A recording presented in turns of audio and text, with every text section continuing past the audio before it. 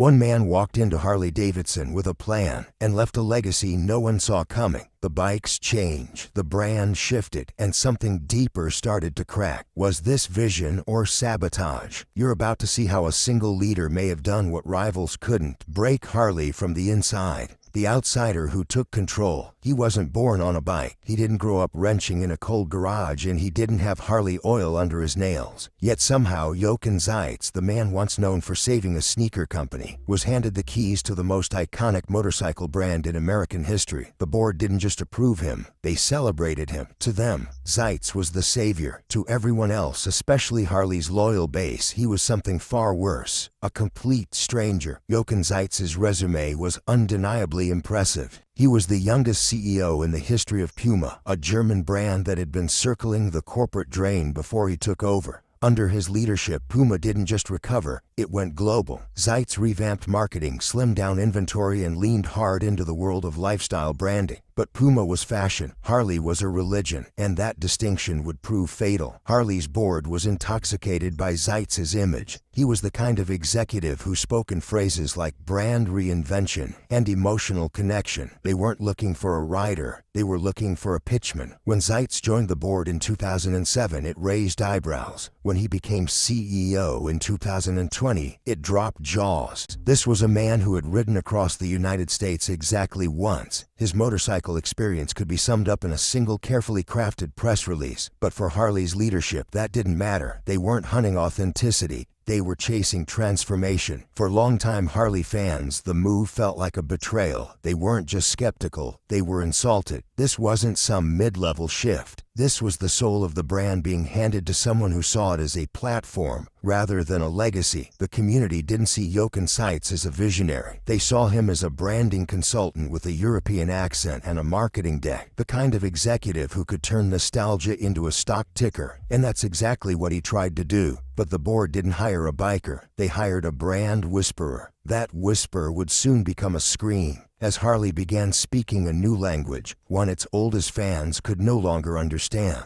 DEI, ESG, and the culture whiplash. When Harley-Davidson started sponsoring pride parades and rolling out diversity pledges, the company said it was embracing the future. But for many of its most loyal riders, it felt like something else entirely: erasure. The Jochen Zeitz era wasn't just about new products, it was about a whole new identity. And the whiplash was brutal. Under Zeitz's watch, Harley joined over 2,500 other companies in signing a pledge for DEI, diversity, equity, and inclusion. It engaged with the Human Rights Campaign's Corporate Equality Index, achieving a 90% score. It launched LGBTQ entrepreneur boot camps, supplier diversity programs, and internal employee training. It even revised its workplace policies to emphasize allyship and progressive inclusion. On paper, these were textbook corporate, social responsibility wins.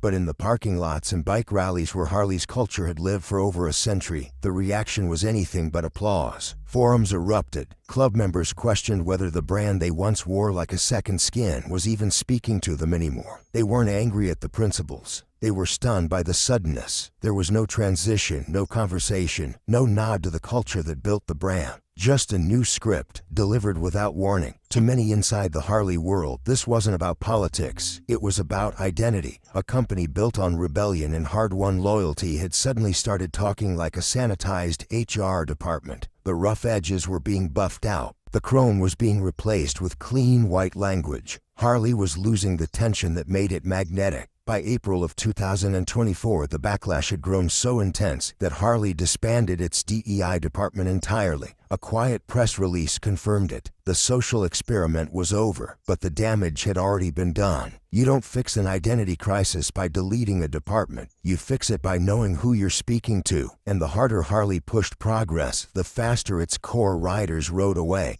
But it wasn't just messaging that was shifting. Beneath the surface, entire parts of the company were being cut loose, and no one was ready for what came next. We dug through board memos, dealer testimony, and internal resignations. So if you want truth, not PR, hit subscribe and stay with us. The Rewire that unplugged the soul. The plan was called Rewire. Internally, it was framed as a bold correction, a hard reset for a brand drifting toward obsolescence. But for the people who made Harley what it was, Rewire felt more like a disconnection from everything that mattered. Within months of launching the initiative, Jochen Seitz oversaw the elimination of over 700 positions. Entire departments were dissolved. Longtime employees were pushed out, not with celebration but with severance packages and cold hands. Inside the plants, the mood changed. The energy drained from the factory floors. And with every cut, the bikes lost more than parts. They lost story, soul, and continuity. The hits kept coming. Harley discontinued the Street 500 and the Street 750, its most affordable models and the only realistic entry point for thousands of new riders. These weren't just motorcycles, they were on-ramps, training wheels for a lifelong brand relationship.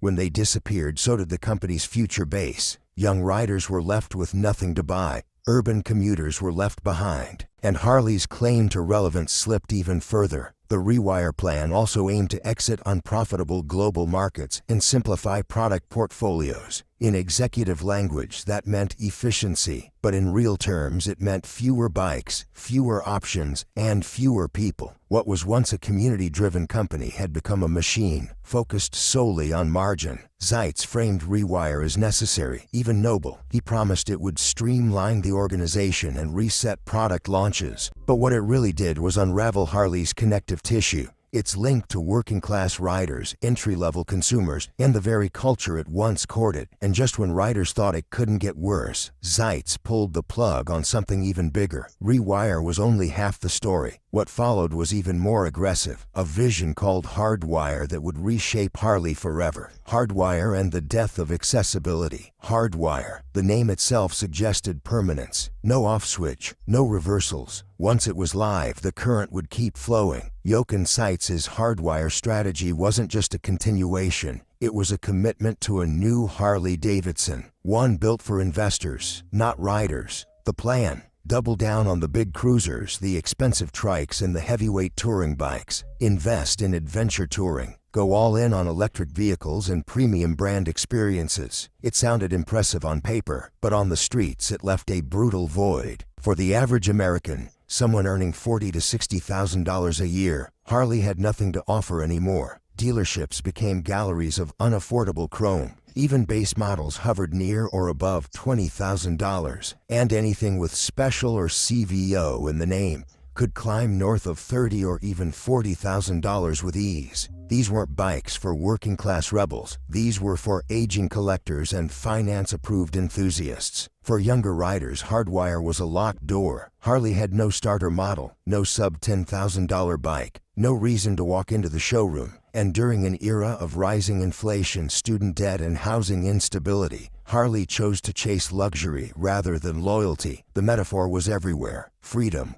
once a symbol of Harley's promise, now came with a loan term longer than some marriages. What used to be a dream within reach had become a status object. You didn't buy a Harley to ride anymore. You bought it to say you could. Hardwire may have pleased investors, but it slammed the door shut on the very people who kept Harley alive for generations. Harley didn't just lose affordability, it lost its future. And as the bikes disappeared from driveways and dealerships, the next blow wouldn't come from a product line, it would come from an identity crisis, even deeper than anyone expected. LiveWire and the EV Misfire. This was supposed to be the bold future of Harley-Davidson, the company's big pivot, the next chapter. Instead, it became a cautionary tale on how to completely misread your audience. When Jochen Seitz greenlit the LiveWire project, the idea wasn't just to create an electric motorcycle, it was to create an entirely separate identity. LiveWire wouldn't be just another model under the Harley-Davidson name. It would be its own brand, its own company, with its own logo, its own culture, and, perhaps most disastrously, its own voice. Seitz thought he was protecting the Harley-Davidson legacy by keeping electric bikes at arm's length. But in doing so, he fractured an already fragile identity. The motorcycle community, especially Harley's core base, didn't see this as innovation. They saw it as betrayal. Harley wasn't built on silence, it was built on thunder. And the LiveWire, for all its sleek design and futuristic performance, made no sound. Literally, it didn't roar, it whirred. It didn't vibrate, it glided. For traditional riders, it was a bike in form only. The soul was missing. But that wasn't the only problem. The price tag came in at over $23,000 before taxes. That's nearly the cost of a fully loaded Toyota Corolla. And for what? A bike that no one could hear, that didn't have the torque or the culture, and wasn't even really a Harley. That sticker shock hit harder than expected, and despite glowing headlines in tech publications, the market responded with apathy. Since its launch in 2021, LiveWire has sold fewer than 3,000 units. Not per quarter, total. Inside dealerships, LiveWire became a kind of ghost. Techs didn't know what to do with them. Salespeople didn't know how to pitch them. Riders didn't know who they were for. And executives, they just doubled down. They believed in the product, but they forgot to ask whether anyone else did. The most damning thing wasn't that the LiveWire failed, it's that it confused the entire brand. If Harley was going electric, why spin it off? If Harley wasn't, why launch it at all? Was it the future, or was it a decoy? For core riders, it was none of those things. It was a bike without a place. A solution to a problem no one had. What Zeitz said was protection ended up dividing the company in half. But if LiveWire fractured Harley's product line, the language coming from the top did something worse. It broke the emotional bond that once tied Harley to its riders. And while riders felt abandoned, those left to sell the bikes were already bracing for the worst. The silence was coming, not just in the exhaust note but in the showrooms themselves. The dealers who went dark. For decades, Harley-Davidson dealerships weren't just retail spaces, they were temples, places where culture was traded alongside chrome, where new riders met their mentors, where Saturday events turned into small-town festivals, and where the showroom floor felt more like a clubhouse than a sales floor. But that energy doesn't survive disconnection, and under Zeitz, the current was cut. As Harley narrowed its offerings, cut its entry-level bikes, and chased a high-end market, foot traffic began to dry up. Dealerships in small towns and rural states saw the change almost immediately. One weekend they were booked with test rides. The next, crickets. Weeks passed with no serious buyers. Events were canceled. Inventory stagnated. Dust gathered where conversation used to happen. Staff started noticing first. The same crew that once couldn't keep helmets on shelves now spent hours cleaning them just to look busy, rearranging displays, shuffling bikes around the floor, hoping someone, anyone, would walk through the door. One dealership manager in the Midwest said it best: "You can only clean helmets for so long before you hear the silence." Promotions came, then desperation, free jackets, prepaid service plans, financing gimmicks. None of it worked, because the problem wasn't price, it was presence. The people Harley had built its name on no longer felt welcome, and the people Harley was now targeting, they weren't walking through dealership doors. One by one, locations started to shut down, not because they hated the brand, but because the brand no longer sustained them. A Harley without community is just metal, and dealerships were the last place that community still tried to survive. But losing customers was one thing. Losing the dealers, that was the death knell. And while the community mourned, Wall Street finally caught up, because you can hide a broken heart, but not a broken balance sheet. The stock that told the truth. When the culture cracks, numbers follow. That's the rule. And by the time Harley's community had turned cold, the markets had already begun to freeze. 10 consecutive years of stock decline, multiple quarters of missed targets, shareholder questions with no satisfying answers. From the outside, Harley still looked solid. Flashy new models, big announcements, public claims about bold new directions. But behind the curtain, the numbers told a different story. Shrinking market share, reduced unit sales, international exports slipping, and worst of all, investor confidence plummeting like a thrown wrench. Wall Street analysts began issuing quiet downgrades, not because Harley lacked product, but because it lacked purpose. There was no clear target audience anymore, no compelling sales narrative. The core was gone. The boardroom may have still been optimistic, but financial institutions weren't fooled. They saw what riders saw, a brand at war with itself. And the truth is simple: stocks don't fall for no reason. They fall when trust collapses. They fall when buyers disappear. They fall when dealers close and silence grows. And while the numbers bled, the real shock wasn't what Harley became. It was what it started charging for the privilege. From freedom machine to luxury artifact. There was a time when Harley-Davidson was the people's bike. It was the machine you saved up for, the reward for a good season, a good job, or a good stretch of hard living. You didn't buy a Harley to show off. You bought it to ride your story into the pavement. But under Zeitz, that changed. The bikes got more expensive, a lot more expensive, not just a few $1,000s over time, but double, sometimes triple the entry point for many would-be riders. By the year 2024, base models like the lowrider ST hovered near $28,000 before accessories or dealer markups, and the premium CVO lineup, some broke past $100,000. Let that sink in. $100,000 for a motorcycle. For comparison, that is a down payment on a house in the Midwest. It is 2 years of tuition at a public university. It is a used Toyota Camry with under 50,000 miles and enough room for groceries and kids. Harley used to be within reach. Now it was in a display case. What Zeitz may have seen as premium brand repositioning, riders saw as a lockout. Harley became aspirational in all the wrong ways. The kind of product you admired from afar, because you could no longer touch it. The brand had shifted from freedom to flex, from soul to showroom. And here's where the betrayal deepened. The quality didn't justify the price jump. Riders weren't getting radically new machines. They were getting tweaks, paint upgrades, and heritage badge work priced like designer handbags. The value equation broke, and once value breaks, belief follows. In coffee shops, forums, and garage meetups, the conversation shifted.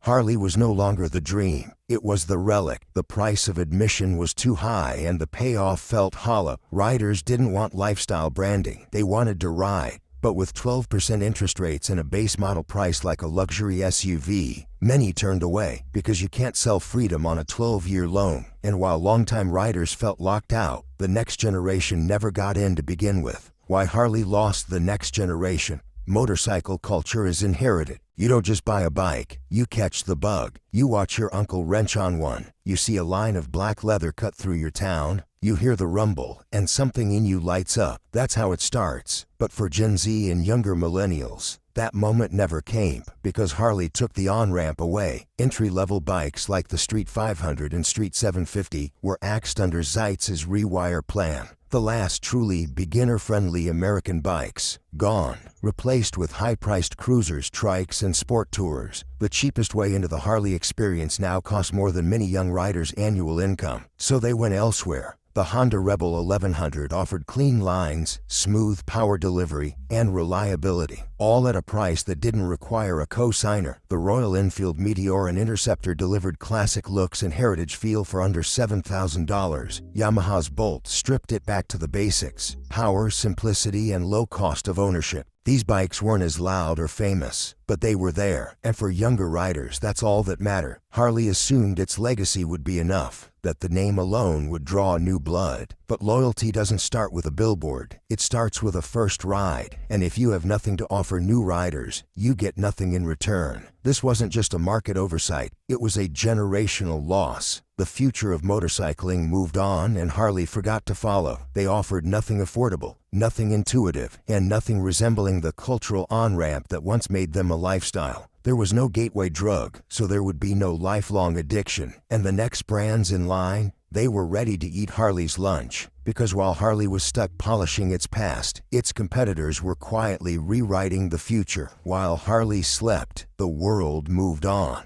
Outside of Milwaukee, the motorcycle world kept spinning fast. Brands that once played second fiddle were now front and center because they were doing something Harley wasn't. Listening. Triumph embraced its legacy without suffocating in it. The Bonneville, the Speedmaster, even the Bobber, each carried classic DNA but with modern bones. Royal Enfield went from nostalgia niche to global powerhouse. The Interceptor 650 and Meteor 350 redefined retro for a new audience. They were cheap, they were fun, they were everywhere. Indian, Harley's closest rival in spirit and silhouette, surged forward. The Scout, the Chief, the Challenger. These bikes were powerful, stylish, and most importantly, consistent. Indian didn't try to become something new every quarter. It doubled down on what riders wanted, and riders noticed. Meanwhile, Harley's export numbers stagnated. Global dealers faced the same issues as their American counterparts. Too expensive, too inconsistent, too unclear. While Royal Enfield expanded into Latin America and Southeast Asia, Harley was busy sunsetting models and chasing buzzwords. In Europe, BMW rewrote what cruisers could be. With the R18, it proved you could honor the past without being trapped by it. High performance, minimalist styling, German engineering wrapped in throwback skin. It was everything Harley used to do, done cleaner, faster, and with fewer breakdowns. Harley wasn't just falling behind, it was giving the race away. And all the while Zeitz kept pivoting. New slogans, new reorganizations, new strategic visions. But the road doesn't care about vision statements. The road wants machines that move people, physically and emotionally. And that's what Harley forgot. While others put people back on the road, Harley kept rewriting its mission. But now, as the dust settles, a bigger truth remains. This was never just about one CEO. This was about a company that forgot who it was, and a leadership team that watched it happen. That disconnect didn't begin or end with one CEO, because behind Zeitz there was an entire boardroom silently cheering him on, until one resignation letter pulled back the curtain on it all. Jacob Dardeville, and the warning ignored. Jacob Dardeville didn't look like the kind of man who makes waves, but when he walked away from Harley-Davidson's board in 2024, he set off a detonation Harley couldn't ignore. In his resignation letter, he didn't just raise concerns, he torched the entire narrative. Dardeville's letter was blunt. He described a culture depleted to the core, a company disconnected from its riders, and a leadership team more focused on buzzwords than bikes. He called out Harley's remote management model for hollowing out its community. He criticized the disappearance of senior leaders who had once defined Harley's in-the-trenches grit. And most damning of all, he pointed a shaking finger directly at Jochen Zeitz. For years, insiders had whispered about growing disillusionment inside the company, but Dardeville confirmed it. The halls were quiet, the passion was gone. Employees didn't feel connected to what Harley once meant, and dealers felt like they were selling motorcycles built by people who had never ridden one.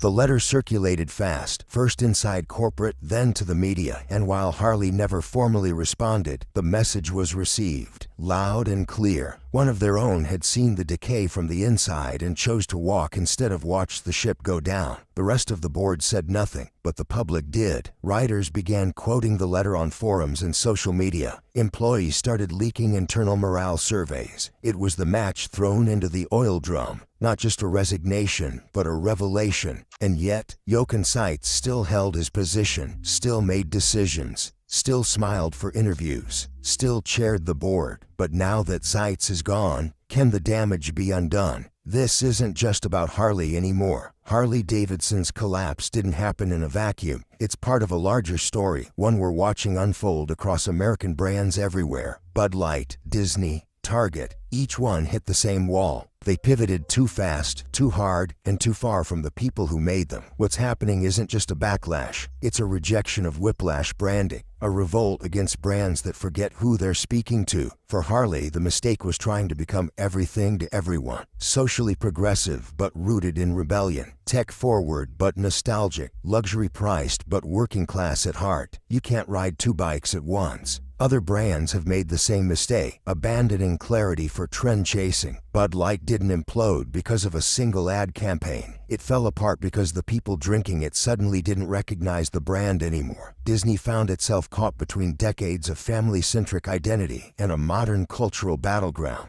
Target tried to balance purpose and mass-market appeal and satisfied no one. The pattern is clear. When you lose who you are, you lose who you sell to. Harley-Davidson wasn't just a motorcycle company, it was a cultural mirror, and when it shattered that reflection, it shattered the trust of the people who once saw themselves in it. A Harley wasn't just a product, it was a promise of freedom, grit, pride, and rebellion. You could hear it in the rumble, you could feel it in your chest, you could smell it in the oil. And now that promise feels like a brochure, empty, sanitized, disconnected. Whether Harley recovers or fades into mythology will depend on whether its next chapter speaks to the heart or to the hedge fund. Because this isn't just a new model launch, this isn't just a rebrand, it's the final call. Because when you try to be for everyone, you become nothing to anyone. If this story hit home, drop a comment and subscribe before Harley's next chapter writes itself without you. Would you like a version with a more rebellious or nostalgic tone?